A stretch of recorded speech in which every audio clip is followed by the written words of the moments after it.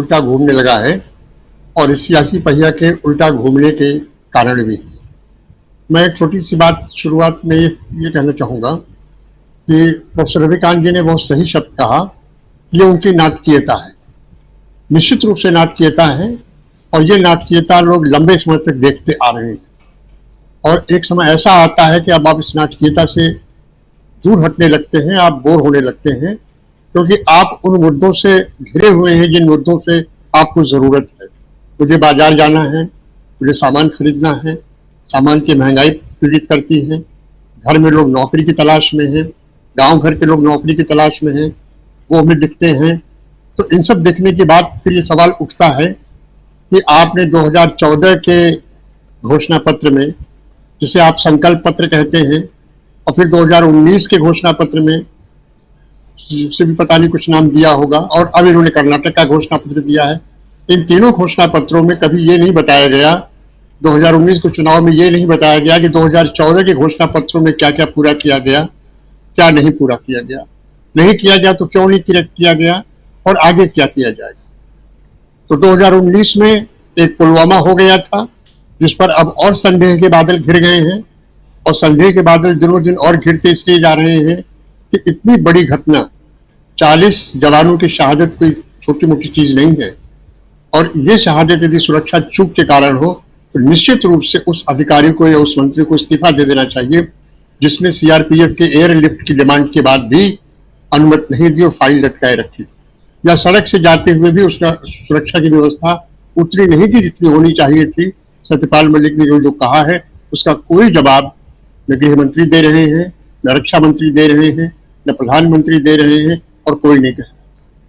तो मेरा कहना है कि उसमें भी वो 2014 की बात नहीं आई थी, वो घोषणा पत्र की बात नहीं आई थी, 2 करोड़ नौकरियों की बात नहीं आई थी, महंगाई कम होने की बात नहीं आई थी, startup India, stand up India, आज तमाम जुमले रह गए थे।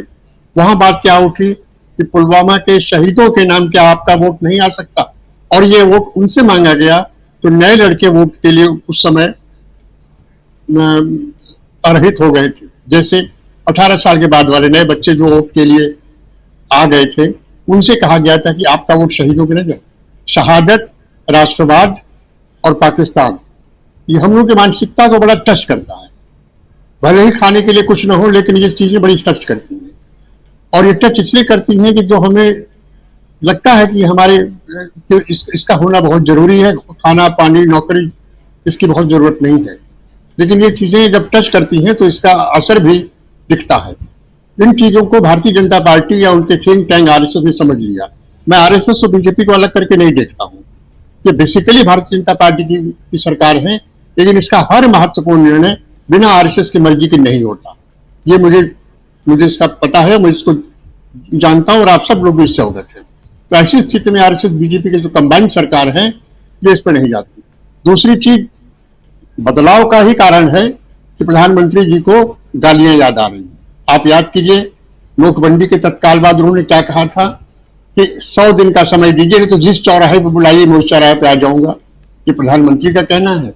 प्रधानमंत्री का तो कहना ये होता कि मैं सारी व्यवस्था ठीक करूंगा, चौराहे पर आने की क्या बात है। चौराहे पर उनको आना है, न उनके आने पर वहां कुछ होना है।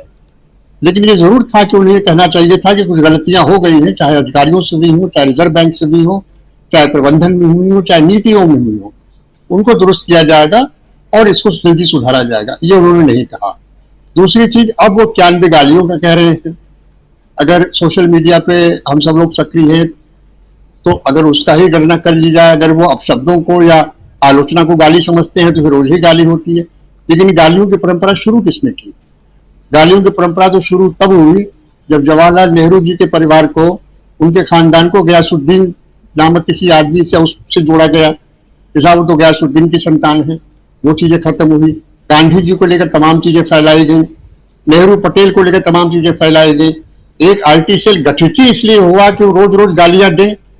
प्रॉब्लम ये हो गई कि पहले इनकी गालियां आती थी, पहले इनके कमेंट आते थे, पहले इनका दुष्प्रचार आता था, उसका कोई खंडन कांग्रेस की तरफ से पुरजोर तरीके से नहीं होता था, क्योंकि मुझे लगता था कि 2014 का चुनाव हारने के बाद, चाहे नेतृत्व का संकट हो, चाहे जो भी कारण रहा हो, कांग्रेस एक सकते की स्थिति में थी।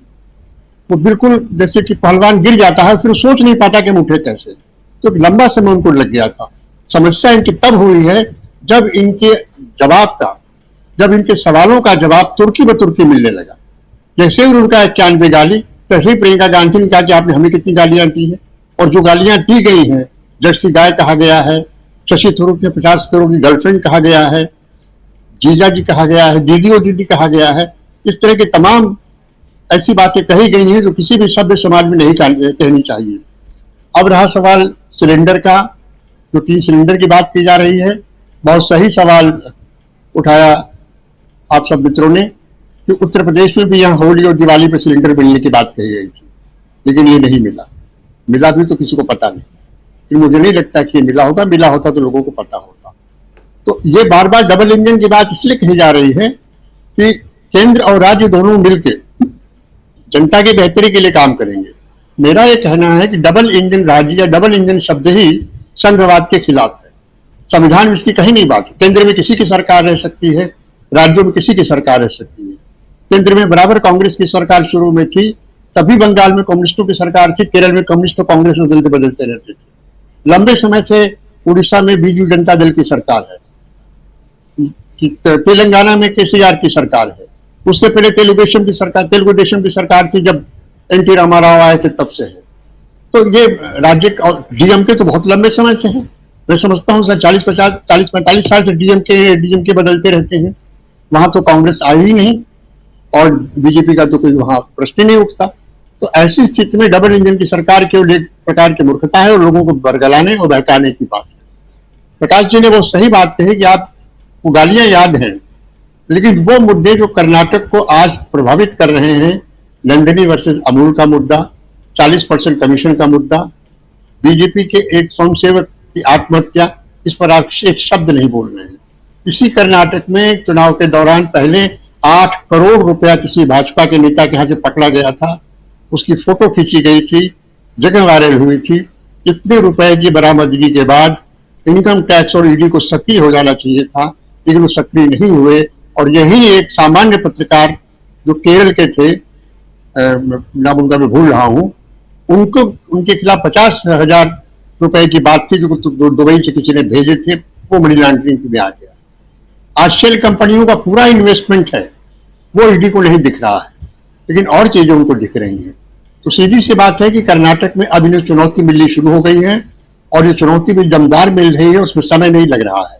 जब तुर्की में तुर्की चुनौती मिलने लगती है, तो जब आपने 8-9 साल तक कुछ किया ही नहीं है, जब कुछ पढ़ा ही नहीं है, तो आप इम्तिहान में क्या देंगे? तो आप इसी तरह की बातें बताते हैं और लोगों को ये दिखाने की कोशिश करते हैं कि हम बहुत बेचारे हैं। मुझे समझ में नहीं आता कि आप 8-9 साल से प्रधानमंत्री हैं, देश के दुनिया के सबसे बड़े डेमोक्रेसी के प्रधानमंत्री हैं, और इस स्थिति में आप इतने बेचारे हैं कि आप गाली आप बात आपको कहनी पड़ रही है।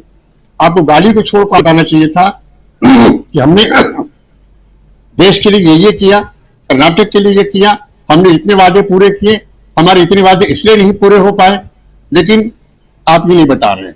एक चीज और जोड़ना चाहूंगा कि नेतृत्व की परख, चाहे वो पुलिस हो, फौज हो, आंदोलन हो, या सरकार हो, या कोई भी हो, या प्रतिष्ठान कोई हो, उसके नेतृत्व की परख तभी होती है जब वो संकट में आए। हम लोग भी जब पुलिस में थे, नौकरी में, जब सब कुछ ठीक चल रहा है तो बहुत अच्छे अफसर है। उसकी परख तब होती है जब रात में दंगा छिड़ जाए या बहुत बड़ा क्राइम हो जाए और आप बिना टेंशन में आए उसको खोल लें और जनता को शांत कर दें, समझा दें, तब आपकी नेतृत्व की परख है। लेकिन यहां बिल्कुल ऐसा नहीं है। हमारे 20 जवान आर्मी के कर्नल संतोष के नेतृत्व में चीन के घुसपैठ में चीन द्वारा शहीद कर दिए जाते हैं, और उसके 4 दिन बाद ही प्रधानमंत्री कहते कोई घुसा नहीं था। यही सवाल उठता है कि घुसा नहीं था तो मारा किसी। दूसरी बात पुलवामा वाला मामला है। आप ऑक्सीजन का मामला देख लीजिए, कोविड में आप कहते हैं कि राज्यों से कोई मरा ही नहीं, जबकि हर व्यक्ति को व्यक्तिगत तौर पर मालूम है कि उसके आस पड़ोस में कोई न कोई मरा है। फिर ये कहते हैं कि साहब इसकी इंफॉर्मेशन नहीं आई राज्यों से इंफॉर्मेशन नहीं आई, तो राज्यों को आपने कहा क्यों नहीं? आपको ये सब भूल गया, बस ये याद है कि आपको 91 गाली दी गई। तो मैं समझता हूं ये केवल एक भ्रम फैलाने की बात है, सिंपैथी लेने की बात है, और सबसे बड़ी बात यह है कि उनको अब इसका जवाब मिलने लगा है। और दूसरी चीज मैं ये महसूस कर रहा हूं कि कर्नाटक के चुनाव में भारतीय जनता पार्टी के जो बड़े नेता गए हैं, उसमें या तो अमित शाह जी जा रहे हैं या हमारे मुख्यमंत्री उत्तर प्रदेश योगी जी जा रहे हैं, और कोई ऐसा नेता नहीं जा रहा। जा भी रहा है तो उनकी कवरेज नहीं मिल रही, क्योंकि यहां भी एक प्रॉब्लम है। अगर दूसरे नेताओं को कवरेज मिलने लगेगी तो इसमें भी प्रधानमंत्री का ईगो हर्ट हो सकता है, उन्हें तकलीफ हो सकती है। तो ऐसी स्थिति में जब सब कुछ आपने अपने सर पर ले लिया है, जब आपने गालियां भी ले ली हैं, तो उसका जवाब भी आपको सुनना पड़ेगा, और जवाब इसका लंबा सुनना पड़ेगा, क्योंकि जब एक बार लड़ाई छिड़ गई है और चुनाव एक लड़ाई होता है तो आदान प्रदान चलता ही चलता रहता है, चाहे शब्द बाण चले चाहे वास्तविक बाण चले, तो अभी लंबे समय तक ये चलेगा। और दूसरे प्रोफेसर अखिल जी ने बहुत सही बात कही कि कर्नाटक में नॉकआउट है, और वाकई नॉकआउट है, क्योंकि हमें जो भी खबरें मिल रही है, आप सोशल मीडिया और आप लोगों के माध्यम से मिल रही है, इससे लगता है कि कांग्रेस की स्थिति अच्छी है। अब आगे क्या होगा ये तो चुनाव परिणाम ही बताएंगे, लेकिन मुझे लगता है कि प्रधानमंत्री या उनकी पूरी पार्टी इस समय नर्वस की शिकार है, और वो अपने उनके चेहरे के हाव भाव से भी लग रहा है कि जो उनका कॉन्फिडेंस है वो कहीं न कहीं हिला हुआ है। जी जी बिल्कुल बिल्कुल, जो आखिरी सेंटेंस आप